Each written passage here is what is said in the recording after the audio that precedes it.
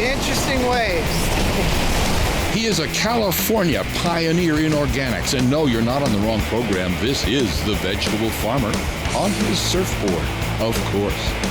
Don't worry about stepping on anything. At this point, you can't hurt I'll know if I land on a big squat. Phil McGrath, a surfer, and Suzanne Goin, a rocket among young chefs. They're up next on Chefs Afield.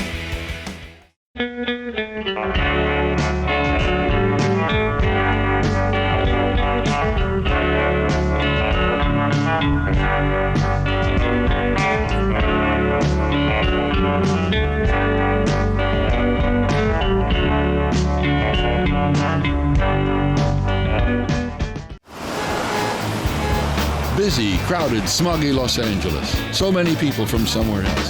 But not Suzanne Goin. Suzanne is from right here. Knows the place, knows the people.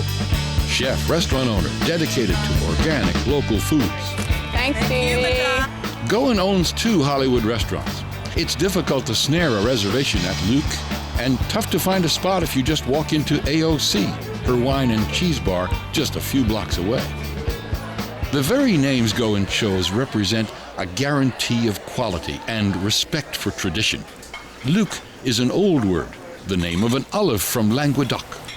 a.o.c stands for Appellation d'Origine Contrôlée. The phrase you see on a French wine bottle, on a cheese round, or other product. It means this is the real stuff. No, I think the philosophy for both restaurants is the same. It's sort of starting at the same place and going in a couple different directions or formats. We use all local organic ingredients. Definitely the connection with the farmer is really key.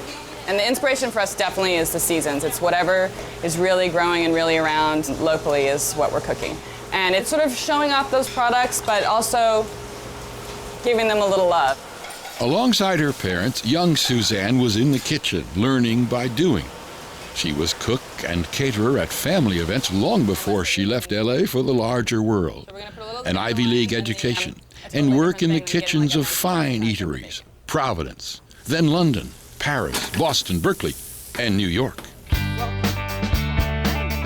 One of Suzanne Goin's favorite farmers, Phil McGrath of Camarillos on the coast near Oxnard. Involved in organics for 10 years now, as customers began asking over and over again, is this organic? Is this organic? He was listening. You know, it's nice being an organic farmer. I think my plants are a little bit stronger. The surfer as farmer. The farmer on the surfboard. Phil McGrath, 4th generation Southern California farmer. Surfing makes the whole thing level and keeps me relaxed, and that's what it's about. The harmony of Phil McGrath's life, serenity on the water, closeness with wild creatures, just a few miles from his very productive, all-organic farm. The 2 halves of a life close to nature. It's magic, it really is. It's nice that we have both. We've got the greatest weather, the greatest farmland, and we've got some of the greatest waves and some of the greatest surfers in the world right out of Oxnard. Do you know how good these berries are? No, I don't. They're really good. The famous Hollywood Farmers Market, where farmer Phil McGrath sells his bounty. For Suzanne Goin, just a short walk from her restaurant, this is the place she comes to put her hands in the bean bin. Her restaurants serve fresh only, produce grown by her friends and neighbors. Hey, I heard we're fighting over broccoli. Dee told me. From Dee? Farmer Dee Dee Basic brings varieties of onions, shallots, cipollinis, garlic. Miss Dee Dee. Hi. How are you? Good, how are you? Good. Nice to see you. So are you going to do those cipollini onions? Yes, we have cipollinis coming. Those are our little pearls, which you, of course, use quite a bit. Yeah, on the short ribs. They're so fabulous. I love that dish. Never give that dish out. No, we can't give it up. People freak out. I know, people like, I they want gotta have their dish. pearl onions on it. But we'll have our little flat, little 50-cent cipollinis probably next week. They took forever to grow this year. And How it's come? just, well, it's a long day onion, so it needs to be planted really early, and then it takes its time, and then like any good Italian, they're just ornery. Right. And they don't bulb up, they just like gave a big fat stalk instead of going the energy into the bulb. Well, you guys definitely have the shallot and onion thing down. That's right, we're the shallot and onion. Shallot and onion people. All right, I'm gonna go see James. Ciao, baby. Bye. Stroll over to another longtime pal down from the Flora Bella farm in the Sierra foothills. farmer and friend James Birch, a man known for his gorgeous greens and larger-than-life stories. James, you have the beautiful arugula. Yes. This is How are the you kind I doing? like for the steak. Good. I love it. It's like so spicy and It is, and it's and it excellent. holds up to And the dressing. it's our first picking of it. so good. Can I taste? Sure. It's very spicy. I like it when it's spicy. Yes. James, what's new at the farm? Well, we're planting winter vegetables right now. We're starting to harvest some early winter vegetables like the greens. Pulled out some of our grapes last week, and we're going to put potatoes in that field. Oh, great. And the grapes haven't been a big seller. They're seedless grapes, and I'm finding people don't want seedless grapes that much. Really? Yeah. Oh, yeah. They're not that good for you. Yeah. You want fruit that has seeds in it, like Concords. Yeah. Which Those do well, right? the bear ate them all. No. Yeah, all the Concords are gone. We picked like 3 boxes. I brought them to the Wednesday market. Right. Somebody took them all, and they asked for 50 more boxes. So when I went back to the farm, I said, Roberto, we got to pick the Concords. And he went out there. There weren't any. Oh my God. Because what they're doing, they're rooting all my vegetables up. Hey, buddy. Hey, man, you keep eating that stuff, you're going to turn blue. You gotta eat some vegetables. Really? Let's see. Here we go. Suzanne, Yeah. Maybe these two. you have a nice day. All right, you too. Bye, James. Good seeing you, Suzanne. Nice to see you. Okay, bye. When you spend $1 in a supermarket, 91 cents of it goes to transportation, storage, marketing, packaging, processing. When you spend $1 with a farmer, you have good vegetables and the farmer has $1. More than anything at a farmer's market, you get to know the people who grew your food. Suzanne. Hello. Hello. How are you? Good. Can I Very good. stash these on your truck? No problem. Thank you. Where you been? I went and saw Dee Dee and James. Heard about his wild boar adventure. That's what he said. His son shot a wild boar yesterday. It's a real McCoy up there. Yeah. Oh, seriously. Yeah. Yeah. So I'm looking forward to our. I can't Coming wait. up there, yeah. You get to get muddy and dirty, and maybe we'll even run through the sprinklers. Okay. That sounds good. Well, Mignana, I can't wait to see Okay, you me tomorrow too. on All the right. farm. All right, on the farm and maybe surfing. And maybe in the A waves, little surfing in the we'll waves. see. Okay. You get me inspired. I'm turning you into the big kahuna. Okay. All right. I'll see you then. Be Bye, fun. Suzanne. Bye. Okay, take care. Bye. Phil's farm hugs the coast, where the fog rolls in from the Pacific, cools and comforts the crops. McGrath says so close to the water we never get freezes, we never get heat. He might add, we never get vacation either. The growing season is all year long. Welcome to the farm. Thank you. And I'm really glad So you're nice to be here. And I wanted to give you just a little bit of history. This ranch, my grandfather bought in 1952. Wow. That's about 150 acres. Oh my God. And this ranch over here, my great-grandfather bought in 1914. Wow. The place was rural, of course, an hour from LA. But now the freeway traffic roars by on Route 101. An airport and condos have sprouted nearby. And in the midst of all that, Phil McGrath keeps cultivating. So Phil, obviously there wasn't a freeway there when your grandfather was here. How did that all? What happened? My uncle talks about riding his horse there. It used to be a horse path. Wow. In 47, they put in 4 lanes and it was a highway. In 64, they improved more, put in all the bridges. It became a freeway. It's pretty much what's the word called? Progress? Yeah, I mean, the city needs more housing or Right. we need more shops. And do you have people approach you to try to sell you, who want to buy your land and Sure we do. put like Target here or something? Sure we do. We're trying Please to... resist. I beg of you. Yeah, We need our freeway frontage. vegetables. A tour of the rows with Phil McGrath is an opening into a walking encyclopedia of flora. And then where do you grow all your shell beans? Like all the different shelling beans, like the cranberry bean. Let's look at these beans here. These are the cranberries. Right.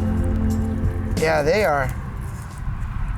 These are still green, still soft enough. When these get dry, they actually turn the same color of their seed coat. Okay. They'll get the red in them. Right. But when they're dry like this, they're still kind of white. And should we be waiting until they're dry? It depends on what you do with them and what Right. you want them for. Most of the restaurants we sell to want them all green. Huh.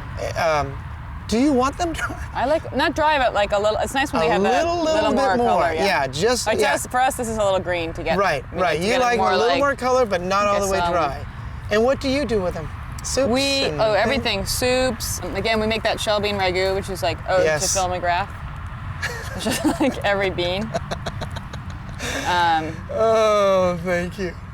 But Yeah, these now, are what's up with these plants? Not to be insulting. No, they look no. like they're at the end of their rope here. Yeah, they've been in the ground for about 12 weeks. So it sounds like they've done their hard work and they're like worn out. they're annual. They only last so long, and then the workers go through here and rough them up and pick the pods. And Like, what's going on with this guy? there you go. There's a dry one. Yeah, there's a dry one. Yeah. There you go. Now that one's this got is the a little color too to dry. it. Yeah. Look how pretty. Yeah, those are beautiful. Should we go on? Yeah. Lima beans. Oh, yay. A few of them left. Wow. Yeah. I know, I hated lima beans as a kid too. No, but these, we cook them really lightly. I mean, until they still have a little bit of crunch, and then we cook them in olive oil with garlic and rosemary and chili, and then you puree it. And you spread it on toast with like shaved pecorino and black olives. And Really? So good. Oh, yeah, so good. sounds You should come great. eat some of this stuff sometime. I have, but I haven't. I usually just pick it out in the field. I know. Let's look at these beans here. I got the purple queens. Are those the purple haricot vert? Purple. Yes. I've been reading that the more color in your fruits and vegetables, the healthier typically, like the really? red carrots I have. Those are so good. Yeah, the red carrots I are love delicious. The purple beans are supposed to be a little healthier. They taste different too. Yeah, they do. They taste a little bit. different, Should we go on? I just wanted to show you these. These are always fun. Oh my God. Don't you Is need that a- these for like a table decoration? Is that a gourd? Yes. It's called Yeah, a we can do those. gooseneck gourd. Oh, I've got some strange gourds. Crown of thorn gourds. Ooh, what's that? It's over here somewhere. You know, they look like those sunburst squash. They do, and you can tell they got some of the pollination. Yeah. All of these things are Well, open that is pollinators. crazy looking. And I can't give you exactly the scientific definition of what an open pollinator is to a hybrid. But hybrids produce the fruit, and they are just for eating. Okay. They won't produce seeds that are Okay. viable. Where open pollinators, their seeds are all viable. The seeds in here we can plant and they'll grow. Okay. Hybrids, they don't grow. But does open pollinator mean it can like crossbreed? Like yes, like it takes. exactly. It can cross. It doesn't just breed with its own. It'll breed with whatever the birds and the bees and the wind and the It's stars like the bring in. slut of the. It's like the slut of the farm. We like open pollinators on the farm. We're okay with them. They're welcome here. No, hybrids are wonderful. I'd say probably 90% of the things I grow out here are hybrids, and all farmers grow hybrids. But you get the purity more with an heirloom, or no? Or is that just? Oh my- no, that's just a chef's I love fantasy. heirlooms. What you get is fewer fruit, probably a plant that's more susceptible to mold or mildew, and something that doesn't hold up as well and doesn't produce as much. But that's where you get the flavor. Right. That's about the heirloom tomatoes Right. and the old varieties of strawberries. Right. So who do you have picking? My foreman is right over there. Her name is Lupe, and she runs my crew. I have about 13 full-time laborers. Wow. How long has she been with you? About 15 years. Wow. Phil has been on this land for a half century. His workers stay with him. It is a matter of respect. Respect for people, respect for the land. Esa es mi amiga Suzanne. This is Lupe. Hi, Lupe. Ella es to meet una, ¿cómo se dice una chef en español? Una jefe. Jefa. Jefa? Jefa ella tiene un restaurante muy bien en Los Ángeles y vendemos muchos de los productos que tú picas a ella. Todo es muy bonita. Gracias. No, gracias a ti. Gracias. Gracias a Mucho Felipe. trabajo, ¿no? A Felipe, que es muy trabajador. Oh, I don't know. Nice to meet you. Bueno. Gracias. Es 5, ¿huh? Sí. Bueno. Okay. Gracias. Hasta mañana. Hasta Okay. mañana. Ooh, dandelion. Dandelions. Yeah. Look Actually, how pretty that is, all in a row.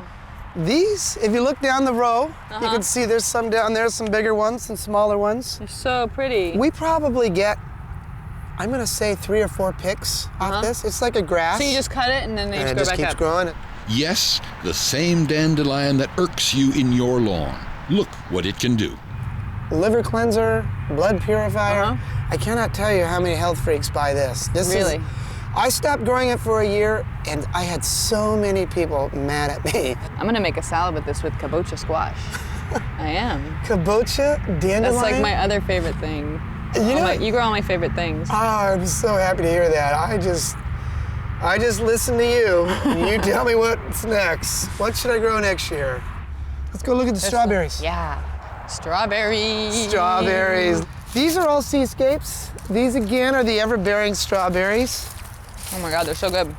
Now what about growing strawberries organic? Because I've heard that they're one of the things, because there's so much water in them or whatever, that they're actually a really bad thing to eat conventionally, more than other things. They are almost Strawberries and peanuts. absorbent. Yeah. They will actually take in the chemicals. Wow. And to all my friends out there that grow conventional strawberries, and you know who you are, nothing against you, but no, if you really are mindful in that way, you really should be only eating organic strawberries. And are they harder to grow organically than other things? Or it's not that bad? Well, you don't get the same yields, and obviously you might have more problems with mold or bugs, but Looks like you figured it out. well, the price sure helps, and they really are good.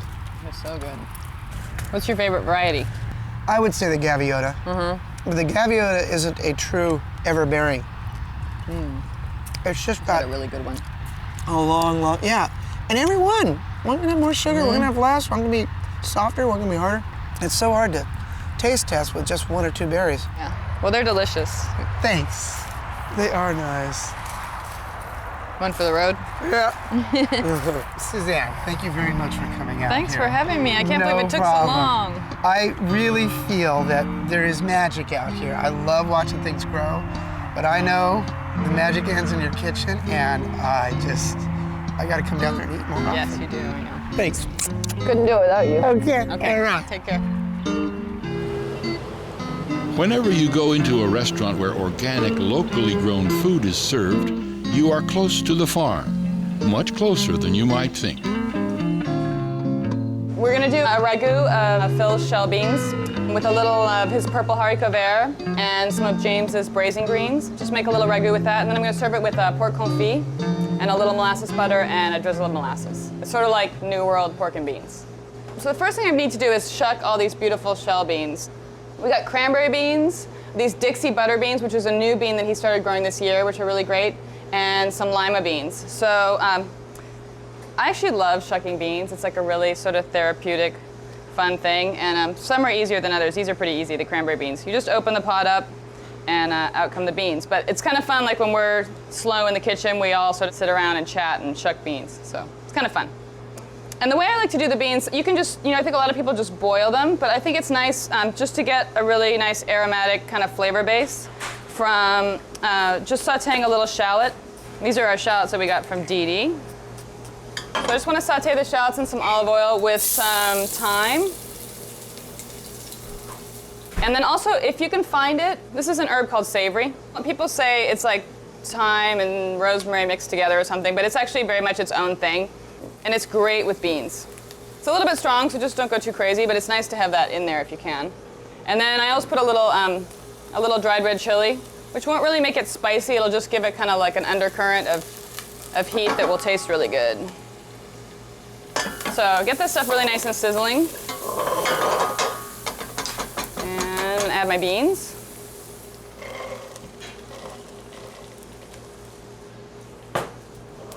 And then, sort of like when you're making risotto, how you want the beans to be really coated by the oil and the onion.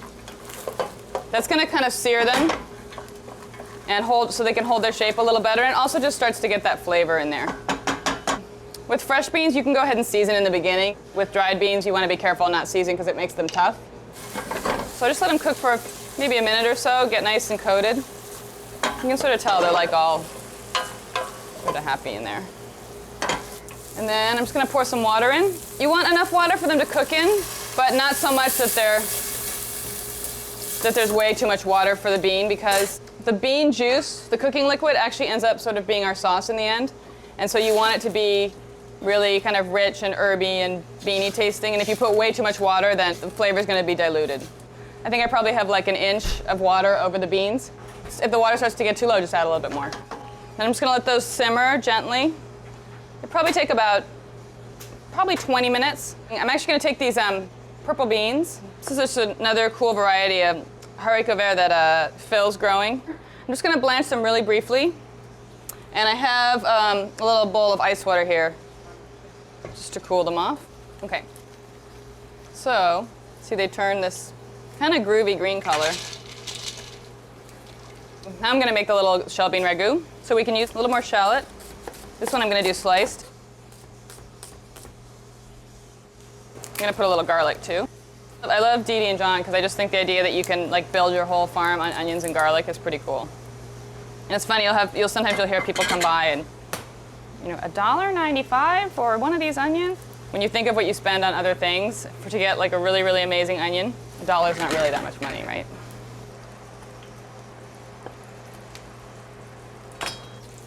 Again, a little more chili,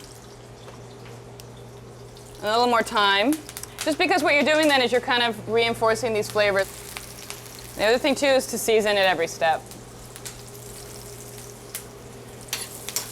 So we want these to be a little bit caramelized. So they're going to give off some sweetness, which will go really nice with kind of that earthiness of the beans. So this is our bean mix made with all those different beans that I cooked earlier. We're going to add some of our purple beans.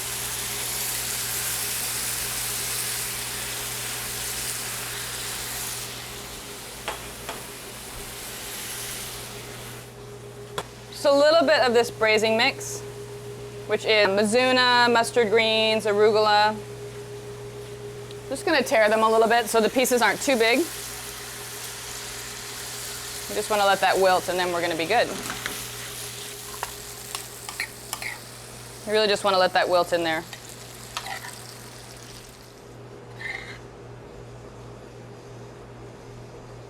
Then some of this juice. And I'm going to top it with pork confit. And then my pork confit is actually a pork shoulder that has been brined and then confit and then grilled or sauteed so it's nice and caramelized. Put that on top. And then we have a little molasses butter, which this is just butter, molasses, a little orange zest. We do a little dollop of that on top. And then a drizzle of molasses. Just over the pork. It's a little kind of ode to like a barbecued pork. So this is the pork confit with shellbean ragu, haricot vert, and molasses butter. I mean, to me, food and meals are so important. It's not just a thing that gives you the calories to keep on functioning. It should like feed your soul and it should bring you pleasure.